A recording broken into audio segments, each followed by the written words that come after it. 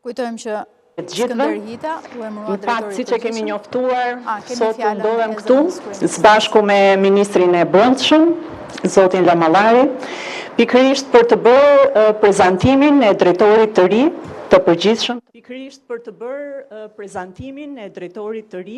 të përgjithshëm të Policisë së Shtetit, zotit Skënder Hita. Përzgjedhja e tij është një provë e qartë se karriera në Policinë e Shtetit ndërtohet mbi meritën, transparencën dhe integritetin. Sot Policia e Shtetit është një institucion që ka hyrë në një fazë të re zhvillimi dhe këtë e dëshmojmë të gjithë.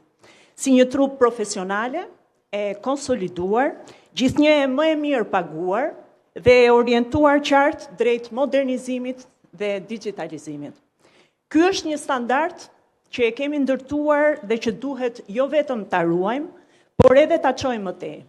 Dhe kjo është detyra e parë e drejtorit të ri, është pikërisht forcimi i këtij standardi në çdo hallk të tij, i kësaj organizate që në fakt është një nga organizatat më të rëndësishme të shtetit shqiptar, e cila në çdo nivel të drejtimit dhe në çdo hallk dhe ndërveprim me qytetarët duhet të ketë parësore pikërisht integritetin dhe profesionalizmin në mënyrën se si komunikon dhe ndërvepron me gjithë secilin.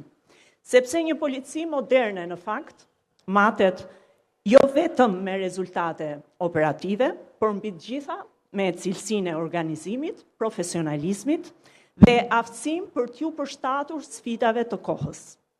Në këtë kuadër më duhet të them që Policia e Shtetit ka arritur nivele të larta të zbulueshmërisë së veprave penale, si dhe kemi forcuar goditjen financiare të krimit përmes identifikimit dhe konfiskimit të aseteve kriminale. Por sigurisht që nga njëra anë këta janë tregues konkret të një standardi në rritje, sfidat janë ende gjithnjë e më të mëdhaja dhe pa diskutim mbeten komplekse. Kështu që objektivat tonë janë të qartë.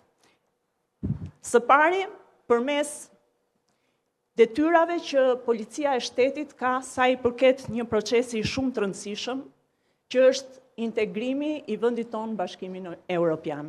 Policia e Shtetit ka një rol kyç si një hallk vendimtare sa i përket përmbushjes së kapitujve që lidhen drejt për drejt me sundimin e ligjit dhe sigurinë.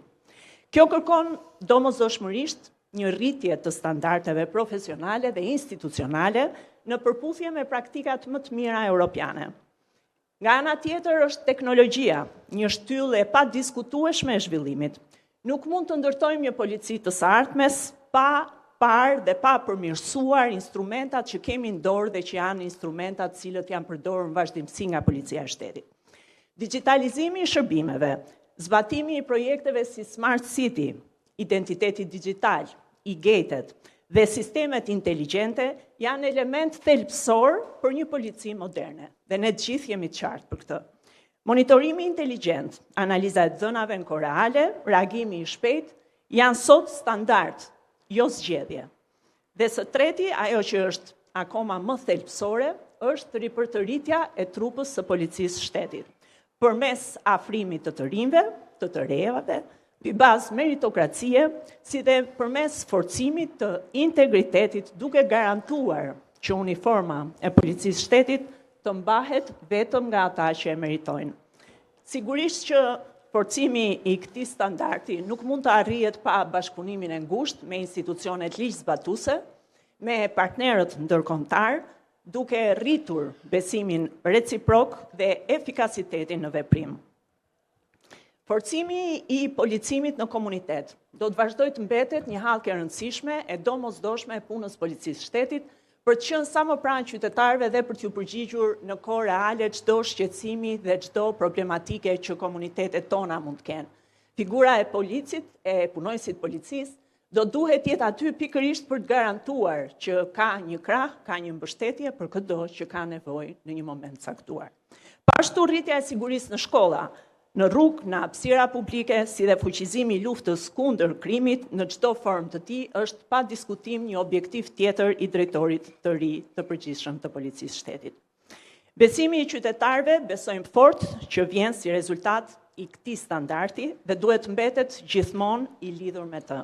Dhe kjo është rruga jonë përpara, prandaj detyrat janë të shumta, janë sfiduese, por jam e bindur se në bazë të gjithë këtyre përgjegjësive që kjo organizat ka, pa diskutim energjia e drejtorit të ri, do t'jetë një vlerë e shtuar, pa diskutim puna e bërë nga paraardhësit është një nivel i cili do të arrisi akoma më shumë edhe punën edhe performancën e kësaj organizate dhe pa diskutim që në vijim së bashku të gjithë do bëjmë më të mirën për të forcuar akoma më shumë rendin, sigurinë, për të përmirësuar akoma më shumë performancën e kësaj organizate dhe për të bërë të mundur që në 2030 Shqipëria të jetë një nga vendet anëtare të Bashkimit Evropian.